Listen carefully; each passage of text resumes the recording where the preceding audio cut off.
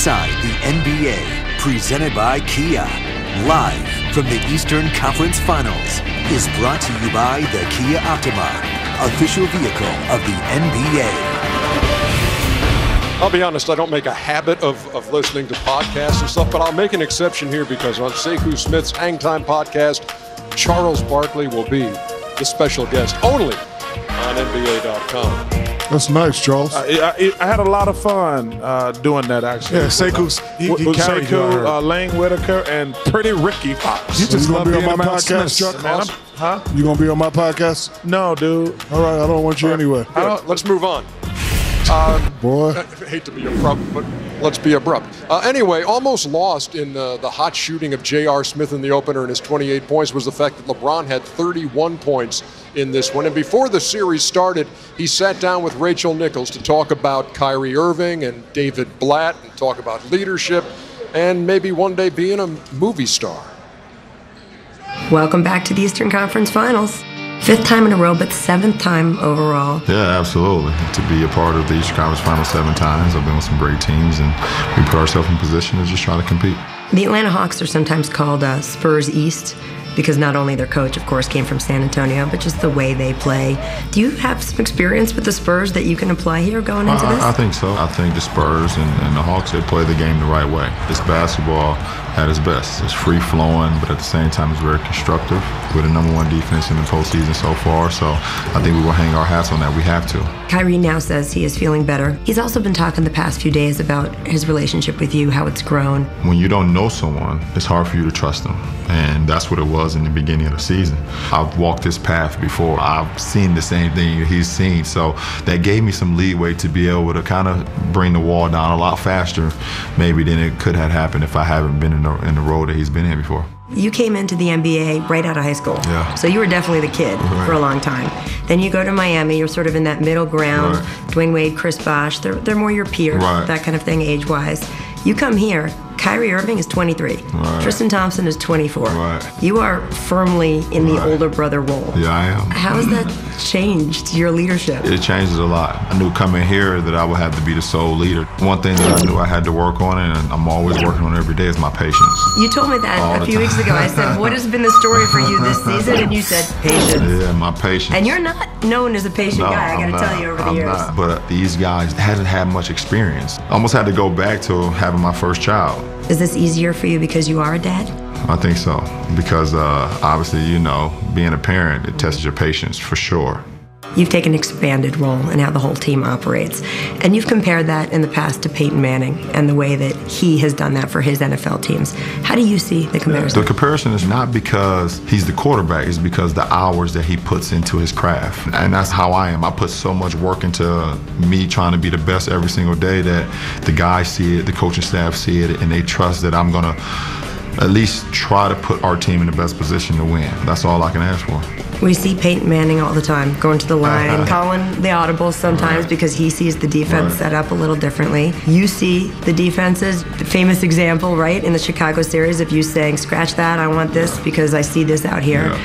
How come when Peyton Manning calls an audible, everyone says, man, he's so smart. And when you do it, it's, he's undermining his coach. I don't know. For people who've been around you, this is not the first time you've done this. It's not the first time, and hopefully it's not the last time. The trust that you have with your coaches is very key, and they trust me, and I trust them as well. It's not my coach draws up a play, and I say, no, we're never doing that. It goes a lot more with what I'll be able to see over the course of the game.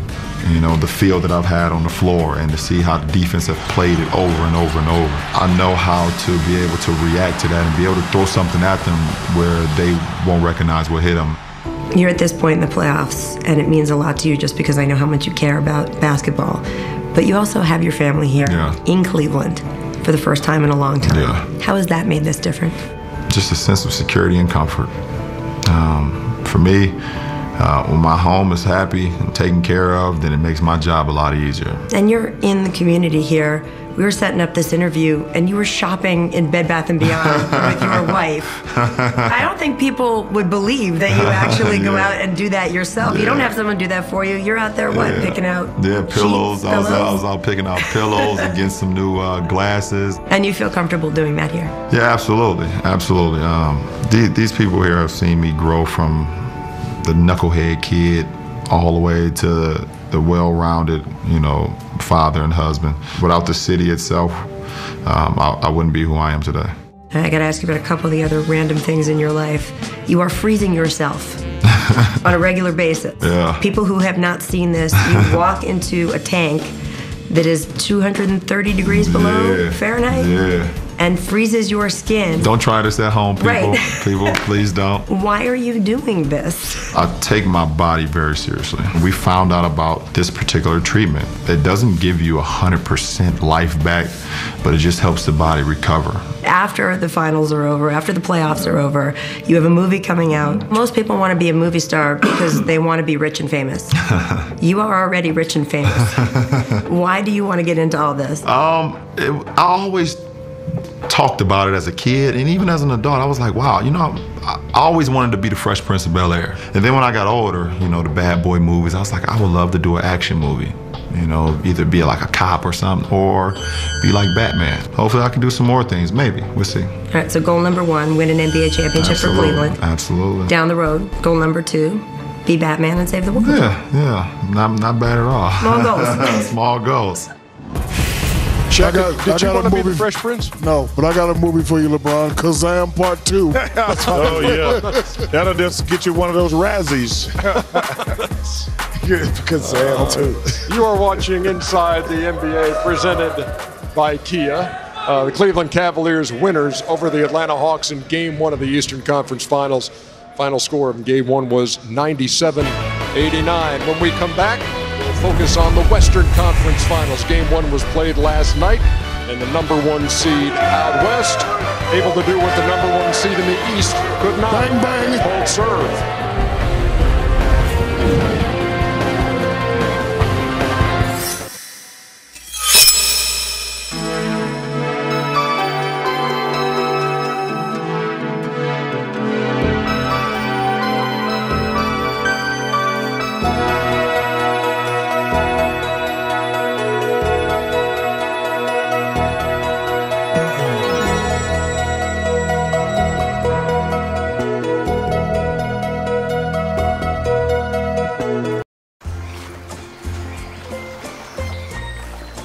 Did you know that DirecTV has 4K, the best picture format available?